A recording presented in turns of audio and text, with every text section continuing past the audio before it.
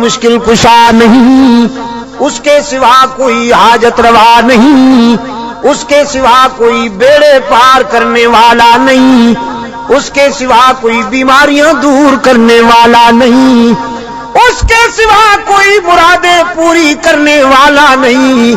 جب مانگنا ہو تو اسی سے مانگ، جب رونا ہو تو اسی کے در پہ آنسو بہا، جب دامن پھیلانا ہو تو اسی کے در پہ دامن پھیلا۔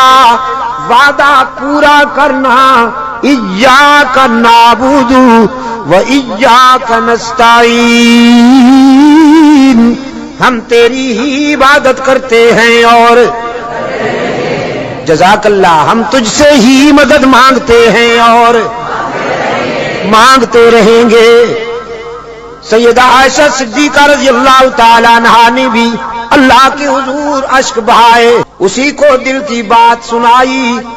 الہ العالمین منافقین نے میرے خلاف جھوٹے الزامات عائد کیے ہیں، میری کردار کشی کی مہم چلا رکھی ہے۔ اگرچہ یہ بات نئی تو نہیں، مجھ سے پہلے بھی معصوموں کے خلاف یہ پراپگنڈا ہوتا رہا، لیکن جب موسیٰ پر الزام لگا تو نے ان کی برات کا اہتمام کیا، جب یوسف پر الزام لگا تو نے ان کی برات کا بھی اہتمام کیا، جب مریم پر الزام لگا تو نے ان کی برات کا بھی اہتمام کیا۔ میرے معبود، آج تیرے محبوب کی عائشہ اشک بار آئی ہے اور یہ فیصلہ کر کے آئی ہوں، جب تک میری برات کا اہتمام نہیں ہوگا تیرے در سے سر نہیں اٹھاؤں گی، سجدے سے سر نہیں اٹھاؤں گی، کسی اور کے در پہ نہیں جاؤں گی، تجھ سے ہی مدد مانگتی ہوں، تجھ سے ہی درد دل کہتی ہوں۔ رو رہی ہے سیدہ عائشہ صدیقہ رضی اللہ تعالی عنہا، کس کے آگے؟ اسی کے آگے رویا کرو، اسی کے آگے اشک بہایا کرو، اسی کے حضور دامن پھیلایا کرو، ساری امیدیں اسی سے وابستہ کیا کرو کہ اس کے سوا دامن بھرنے والا کوئی نہیں، دامن خالی کرنے والے بہت، بھرنے والا کون؟ دامن خالی کرنے والے بہت۔ بیٹھے ہوئے ہیں فنکار، جھنڈیاں لہرا رہی ہیں، زلفیں جا رہی ہیں، چادریں اوڑھی ہوئی، قبریں سجائی ہوئی، جھنڈیاں لہرائی ہوئی، چادر اوڑھے ہوئے بیٹھے ہیں، جیسے آسمان سے اتری ہوئی چیز ہو گئی، اور سادہ لو انسانوں سے کہتے ہیں کچھ لے کے آؤ گے تو کچھ لے کے جاؤ گے، خالی ہاتھ آؤ گے تو خالی ہاتھ جاؤ گے، لیکن اس کے در رحمت سے صدا آتی ہے کچھ نہ لے کے آؤ سب کچھ لے کے جاؤ، خالی ہاتھ آؤ دامن بھر کے جاؤ۔ قال ربکم ادعونی استجب لکم ان الذین یستکبرون عن عبادتی سیدخلون جہنم داخرین۔ دنیا والوں سے مانگا جائے تو ناراض ہوتے ہیں، نہ مانگا جائے تو خوش ہوتے ہیں، لیکن یہ داتا وہ ہے کہ یہ مانگنے والوں سے خوش ہوتا ہے، نہ مانگنے والوں سے ناراض ہوتا ہے۔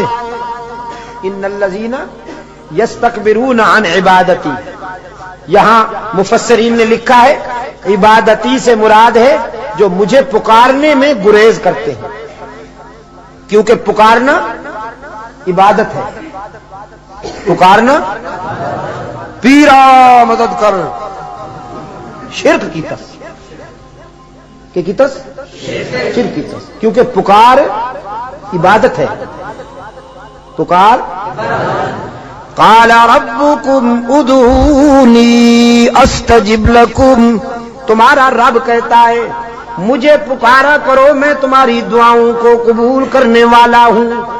ادعونی استجب لکم، مجھے پکارا کرو میں تمہاری دعاؤں کو قبول کرنے والا ہوں. ادعونی ان الذین یستکبرون عن عبادتی، یقیناً وہ لوگ جو مجھے پکارنے میں گریز کرتے ہیں، مجھ سے مانگنے میں گریز کرتے ہیں، سیدخلون جہنم داخرین، ذلیل ہو کر منہ کے بل گھسیٹ کر جہنم میں ڈالا جائے گا انہیں. تو کسے پکارا جائے مشکلات میں؟ قادر کو یا عبد القادر کو؟ ذرا حرارت فضا میں تحلیل کر دو.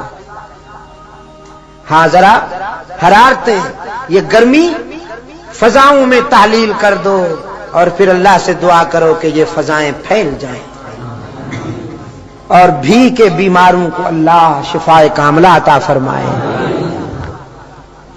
مشکلات میں کام آنے والا کون؟ روشن ضمیر نے کہا نہ مجھو از غیر حق یاری کہ لا فتح اللہ یقین دانم دری عالم کہ لا مسجود اللہ ولا معبود فی الکونین لا موجود اللہ.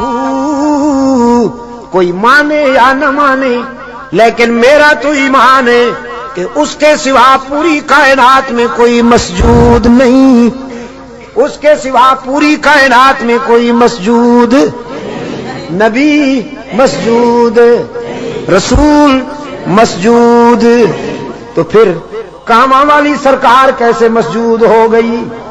قرآن کریم میں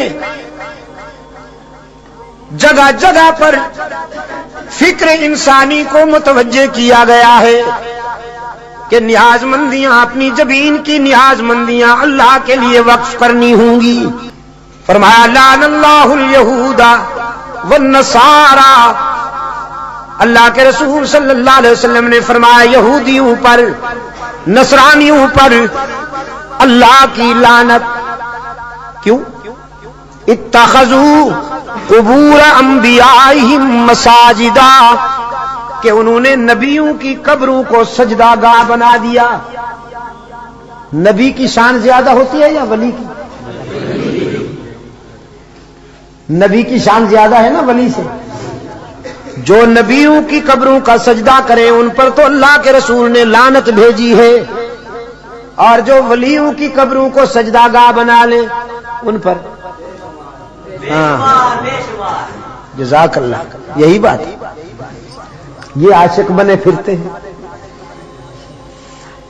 نبیوں اور رسولوں کی قبروں پر سجدہ کرنے والے ملعون، تو ولیوں کی قبروں پر سجدہ کرنے والے ڈبل ملعون. ڈبل ملعون ڈب اچھا ٹریبل. انسانی جبین کی عاجزیوں کے لیے حقیقی مسجود کون؟ ہر جگہ موجود کون؟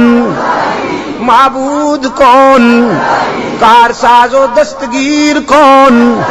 حاجت روا و مشکل کشا کون؟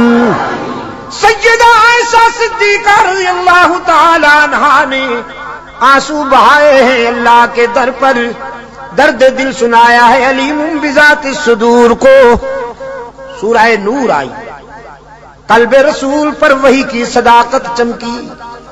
فرمایا الخبیثات للخبیثین والخبیثون للخبیثات والطیبات للطیبین والطیبون للطیبات اولئک مبرؤون مما یقولون لهم مغفرۃ ورزق کریم. پاک باز بیویاں پاک باز شوہروں کے لیے، گندی بیویاں گندے شوہروں کے لیے، پاک باز شوہر پاک باز بیویوں کے لیے، گندے شوہر گندی بیویوں کے لیے۔ قرآن ہے، آپ سمجھے کہ نہیں؟ قرآن اور کلام فطرت ہے یہ۔ اگر اپنی بیوی کو پاک دامن رکھنا چاہتے ہو تو خود بھی پاک دامن رہا کرو، لیکن اگر تم تاڑ جھانک کرو گے تو ادھر بھی سلسلہ شروع ہو جائے گا، تمہیں معلوم ہو یا نہ ہو۔ سمجھے ہو کہ نہیں؟ کلام فطرت ہے نا قرآن کریم۔ قرآن کریم تو راز کی باتیں کہتا ہے، کلام فطرت ہے۔ فرمایا الخبیثات للخبیثین والخبیثون للخبیثات، ناپاک بیویاں ناپاک شوہروں کے لیے، ناپاک شوہر ناپاک بیویوں کے لیے، طے ہو گیا۔ والطیبات للطیبین، پاک باز بیویاں پاک باز شوہروں کے لیے، والطیبون للطیبات، اور پاک باز شوہر پاک باز بیویوں کے لیے۔ رب العالمین نے جرا کے لہجے میں سیدہ عائشہ کی وکالت کرتے ہوئے واضح کیا، جس نے اس عفیفہ کے کردار کو سمجھنا ہو، عائشہ کی عظمت کو سمجھنا ہو، وہ عائشہ کے شوہر کی عصمت کا نظارہ کرے، جس کا شوہر محمد معصوم، وہ بیوی کیسے نہ محفوظ۔ محمد معصوم ہے، عائشہ محفوظ ہے۔ جرا کے انداز میں رب العالمین نے برات کی، اولئک مبرؤون مما یقولون، میں اعلان کرتا ہوں کہ پیغمبر کی آبرو بے داغ ہے، نبی کی آبرو کا دامن پاک ہے۔ آپ میرے لیے اور میں آپ کے لیے اللہ کے حضور التجا کر دیں کہ اللہ دنیا اور آخرت کی کامیابیوں سے ہم کنار فرمائے۔